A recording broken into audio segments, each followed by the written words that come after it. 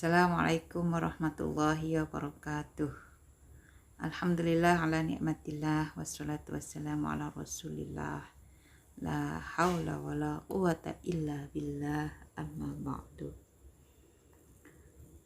Teman-teman mahasiswa peserta mata kuliah ilmu kalam yang saya cintai dan yang saya banggakan. Alhamdulillah pada hari ini kita dipertemukan kembali meskipun melalui online. Semoga Allah Subhanahu wa taala meridhoi aktivitas kita hari ini. Semoga panjenengan semuanya juga dalam keadaan sehat walafiat dan berlimpah rahmat dari Allah Subhanahu wa taala. Insyaallah hari ini kita akan belajar tentang Asy'ariyah dan Maturidiyah.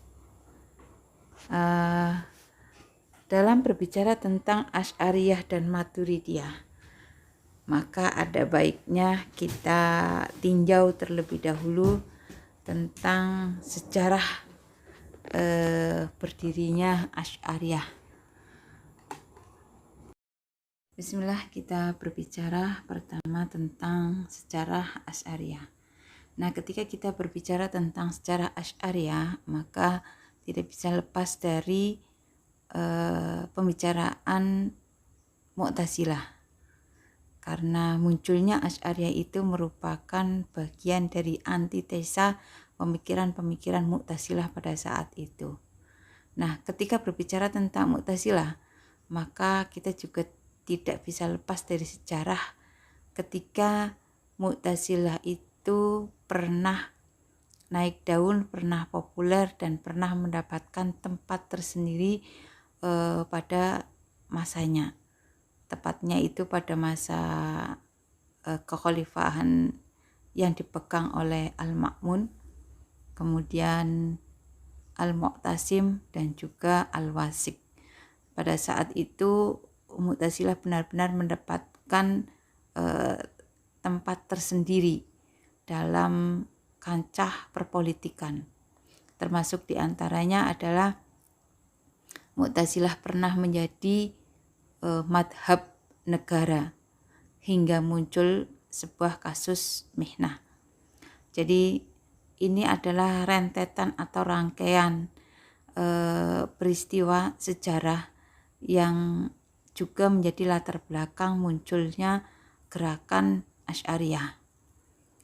Jadi ketika Khalifah Al-Ma'mun mendeklarasikan tentang Al-Quran sebagai makhluk atau Al-Quran adalah makhluk, dan kemudian menjadikan tiap masyarakat individu harus menganut faham Mu'tazilah, maka keluarlah satu kebijakan untuk menguji tiap individu benar atau tidakkah bahwa masing-masing individu sudah menganut faham Mu'tazilah sebagai madhab beragama. Nah, mihnah ini dibentuk salah satunya adalah untuk menguji. Mihnah itu adalah satu lembaga yang menguji untuk menyelidiki atau untuk meneliti apakah paham seseorang itu sudah mengikuti madhab Mu'tazilah atau belum. Itu mihnah. Jadi tiap individu itu dites, diwawancara oleh lembaga ini untuk menguji apakah dia pemikirannya sejalan dengan Mu'tazilah atau tidak. Nah, salah satu pertanyaan atau salah satu wawancara yang digunakan oleh Al-Mihnah ini sendiri adalah pertanyaan bagaimana pendapat saudara tentang Al-Quran sebagai makhluk atau Al-Quran makhluk atau bukan. Itu salah satu wawancara atau salah satu pertanyaan yang ditujukan kepada setiap orang, sehingga lembaga ini mengetahui apakah masyarakat tersebut masuk pada kategori atau mengikuti madhab Mu'tazilah atau tidak.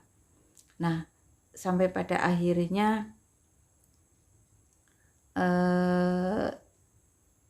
semua orang mendapat gilirannya untuk diwawancara, dan kita tahu pula dalam sejarah ketika saat itu Imam Ahmad bin Hambal sendiri mendapatkan satu perlakuan keras atau ketika beliau menolak tentang apakah Al-Quran itu makhluk atau tidak.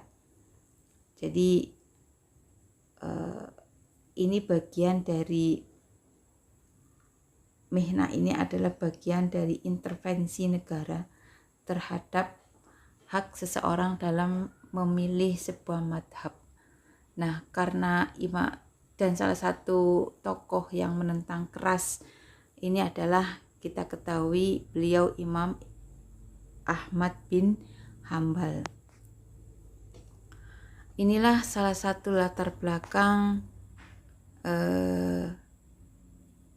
Asy'ariyah didirikan. Jadi ketika terjadi kasus mihnah, lalu kemudian mendapatkan perlawanan dari Imam Ahmad bin Hambal dan para pengikutnya, lalu kemudian pada masanya Al-Mutawakkil dicabutlah kebijakan tentang Mu'tazilah sebagai madhab negara ini, dan muncullah Asy'ariyah sebagai perlawanan dari pemikiran-pemikiran Mu'tazilah.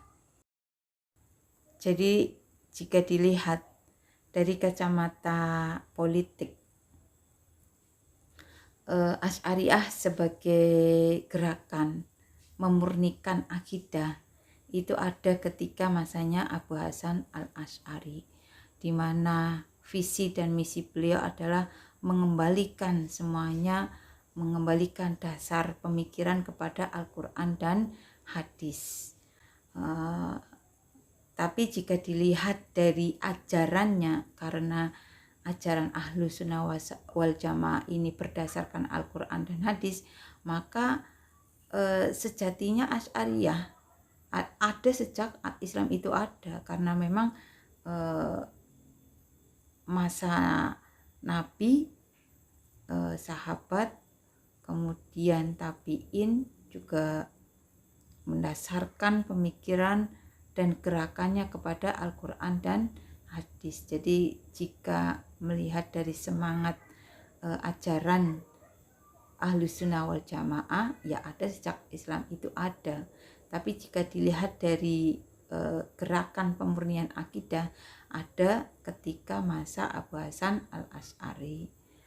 Nah, itu tadi. Atau kalau kita lihat dari kacamata politik, sebetulnya keberadaan Ahlus Sunnah wal Jamaah ini atau Asy'ariyah ini ya ada ketika masa ketika Khalifah Ali karamallahu wajhah itu kemudian memberikan perlawanan kepada para ahli bid'ah, terutama yaitu golongan Murji'ah.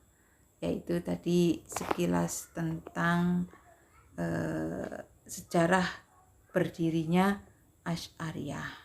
Nanti bisa dibaca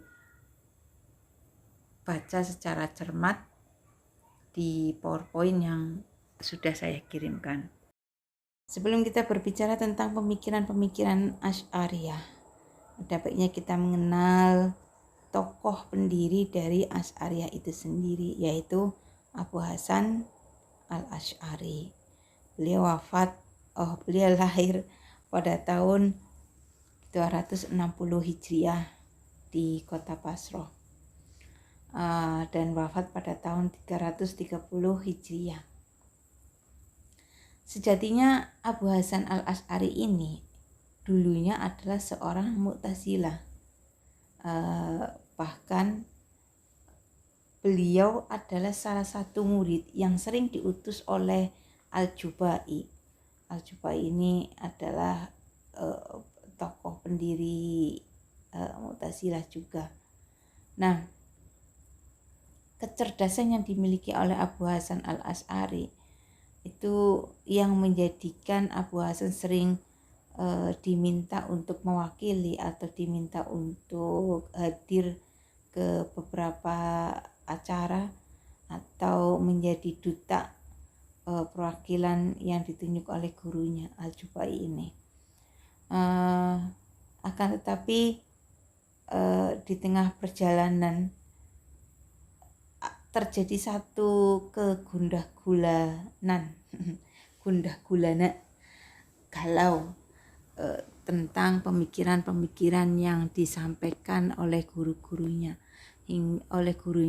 hingga pada suatu saat terjadi satu diskusi, terjadi satu perbincangan, terjadi satu dialog antara Abu Hasan dengan Al-Jubai, di mana tema ini bercerita atau memperbincangkan tentang posisi orang mukmin di akhirat kelak seperti apa, posisi orang kafir di akhirat seperti apa, dan posisi anak kecil nanti kelak di akhirat itu seperti apa. Bergulirlah pemikiran dua tokoh ini antara guru dengan muridnya, dan di akhir diskusi ini ditutup dengan satu kegundahan Abu Hasan, ketidakpuasan jawaban-jawaban yang disampaikan oleh gurunya, yang kemudian membuat ia berpikir ulang tentang Mu'tazilah yang selama ini diikuti. Itu salah satu latar belakang kenapa mendirikan sekte Asy'ariyah. Di sisi yang lain, salah satu alasan pula kenapa Abu Hasan Al-Asy'ari ini mendirikan sekte Asy'ariyah adalah berangkat dari rasa keprihatinan beliau melihat kondisi umat pada saat itu. Banyak para alim ulama, ulama fuqaha, ulama muhaddisin, ulama mutakallimin yang cara berpikirnya itu rasional. Para mutakallimin lebih cenderung lebih cenderung rasionalistik, lebih cenderung mendayagunakan akalnya ketimbang dalil nakli. Lalu kemudian para fuqaha dan para muhaddisin pun sedemikian rupa menggunakan metode tekstualnya, hingga Abu Hasan Al-Asy'ari ini muncul rasa keprihatinan. Sepertinya masyarakat pada saat itu terkotak-kotakan, terpecah belah. Nah, keprihatinan inilah yang kemudian menjadi pendorong munculnya gagasan untuk menyatukan agar semua kembali kepada Al-Quran dan hadis. Dari sinilah lalu muncul atau lahirlah kelompok Asy'ariyah. Sekarang kita masuk kepada pemikiran-pemikiran Asy'ariyah. Yang pertama adalah tentang Tuhan dan sifat-sifatnya. Akidah Asy'ariyah itu menyatakan bahwa Allah memiliki sifat-sifat yang tentunya sifat Allah itu berbeda dengan sifat makhluknya, jelas, karena tidak mungkin sama antara Tuhan yang menciptakan dengan makhluk yang diciptakan oleh penciptanya, tentu pastinya berbeda. Nah, sifat-sifat Allah itu ada pada zatnya Allah, bukan seperti Mu'tazilah yang meyakini ketika memang jika andai Tuhan itu memiliki sifat, ya sifatnya itu zatnya Allah, itu mutasilah seperti itu. Jadi ketika Allah itu maha mengetahui, memiliki sifat maha mengetahui, ya zatnya Allah itu pengetahuan itu sendiri. Itu bagi mutasilah itu seperti itu. Tapi tidak dengan Asy'ariyah. Asy'ariyah itu memiliki keyakinan bahwa sifatnya Allah itu memang ada, dan Allah itu memiliki sifat, dan sifat Allah itu berada pada zatnya Allah. Jadi tidak seperti Mu'tazilah ketika mengatakan andai Allah maha mengetahui, maka itu berarti zatnya Allah itu adalah pengetahuan. Tapi Asy'ariyah tidak demikian. Sifat-sifat Allah ada pada zatnya Allah, bukan sifat-sifat Allah itu menyatu dengan zatnya, atau sifat Tuhan itu ya zatnya Tuhan itu kalau Mu'tazilah seperti itu. Tapi kalau Asy'ariyah tidak demikian. Oke, itu tentang sifat-sifat Tuhan. Nah, sekarang kita berbicara tentang kekuasaan Tuhan dan perbuatan manusia. Akidah Asy'ariyah menyatakan atau mengimani bahwa Allah Subhanahu wa taala itu memiliki kekuasaan yang mutlak, sangat mutlak, absolut. Bisa diganggu gugat. Ketika Allah berkehendak, ketika Allah menyatakan kehendaknya melalui kekuasaannya, maka apapun terjadi, termasuk pengampunan Allah, termasuk rahmatnya Allah, termasuk ampunannya Allah, maghfirahnya, Allah berikan kepada siapapun yang Allah kehendaki. Allah limpahkan rahmat kepada siapapun. Allah maha menerima taubat siapapun yang Allah kehendaki.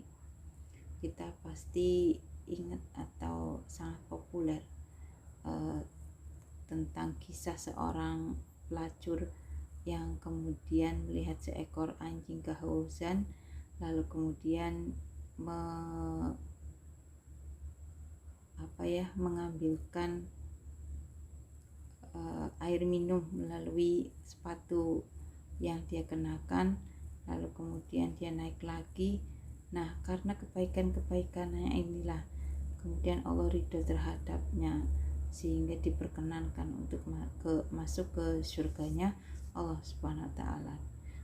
Perempuan ini memperoleh maghfirah dari Allah, memperoleh rahmat dari Allah. Ini adalah salah satu contoh saja bahwa Allah itu memiliki kekuasaan dan memiliki kehendak. Ketika Allah berkuasa dan berkehendak, maka hal itu adalah mutlak, diberikan kepada siapapun hamba Allah yang Allah kehendaki. Jadi inilah kehendak Tuhan.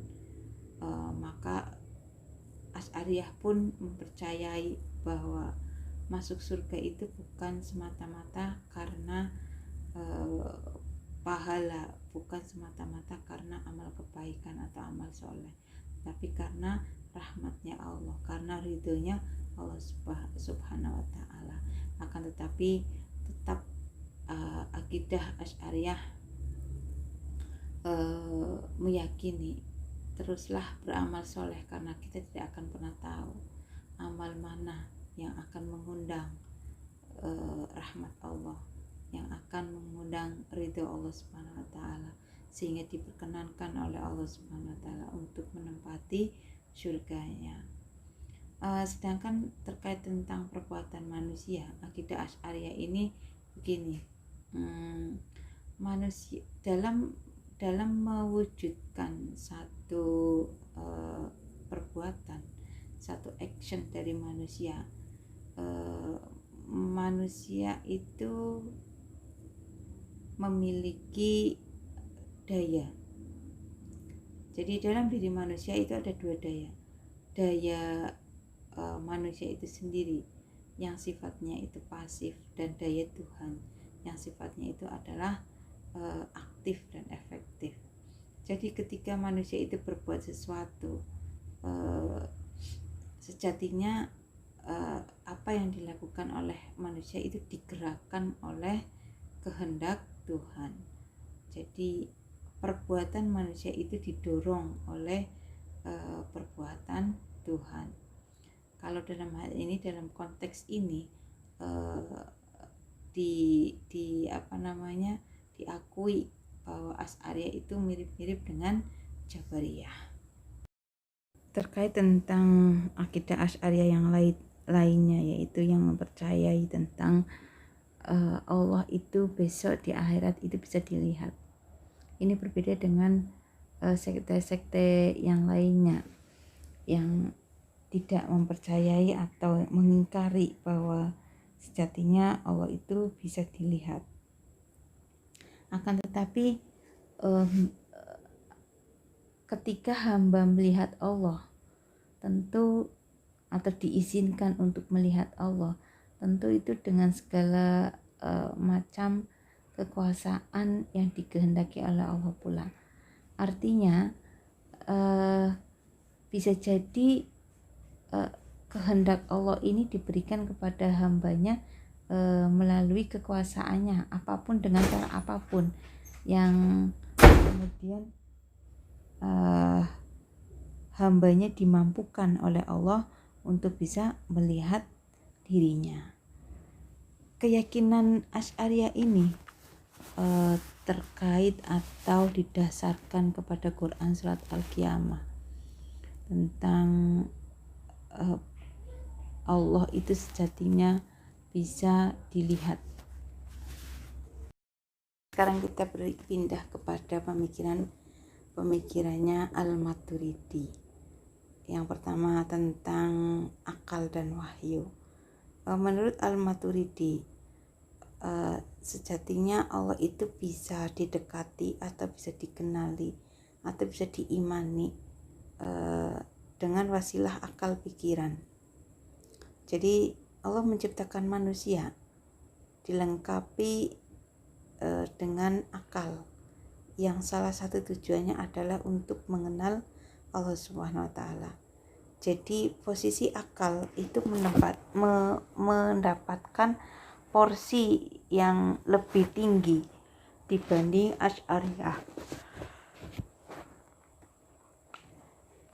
Artinya, untuk mengetahui sebuah kebenaran, untuk mengenal Allah Subhanahu wa Ta'ala, untuk mendapatkan satu keyakinan Allah itu ada, itu bisa dijangkau dengan menggunakan akal pikiran. Kayak seperti cerita tentang Hayy bin Yaqdhan dalam sebuah novel, di mana Hayy bin Yaqdhan ini diasuh oleh rusa, ya, oleh rusa, hidup sebatang kara di tengah hutan, tidak pernah bergaul dengan manusia. Dia diasuh oleh seekor rusa, di mana rusa ini meninggal sebelum Hayy bin Yaqdhan ini besar. Dari perjalanan meninggalnya ibu sang rusa ini, kemudian dia berpikir apa itu tentang mati, apa itu tentang hidup, siapa yang menghidupkan, siapa yang mematikan.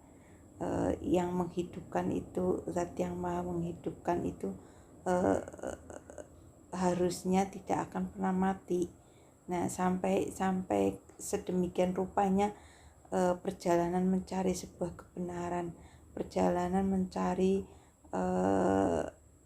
keyakinan siapa itu pencipta, siapa itu Allah, siapa itu Tuhan, dalam sebuah novel Hayy bin Yaqdhan yang mengandalkan akal dan pengamatan. Jadi dia berpikir, mengamati, menganalisa dengan menggunakan akal, dan bertemulah dengan sebuah kebenaran, bertemulah dengan sebuah keimanan tanpa dibimbing oleh manusia, tanpa dibimbing oleh wahyu. Ini demikian Al-Maturidi pun memberikan porsi akal, bahwa akal itu bisa menjadi wasilah untuk mengetahui tentang eksistensi Tuhan. Itu posisi wahyu bagi Al-Maturidi itu adalah sebagai pembimbing. Karena kadangkala akal itu sok keblinger, kadang kanan terlalu kanan, kadang kiri terlalu kiri, maka dibutuhkanlah wahyu sebagai pembimbing agar senantiasa berada pada jalan yang benar. Inilah kapasitas wahyu bagi Mu'tazilah, bagi Al-Maturidiyah. Jadi akal itu mendapatkan porsi yang lebih besar ketimbang wahyu. Akal itu dijadikan sebagai alat untuk menemukan sebuah kebenaran, dan wahyu itu pembimbingnya.